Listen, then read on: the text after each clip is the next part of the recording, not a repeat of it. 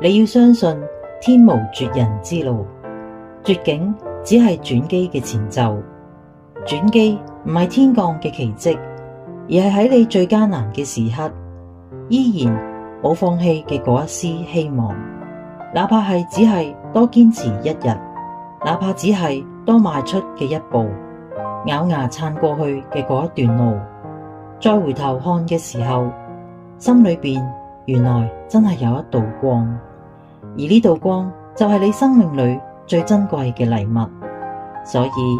當你覺得再走唔落去嘅時候，請你對自己講：再等一下，再堅持一下，因為人到絕境必有轉機。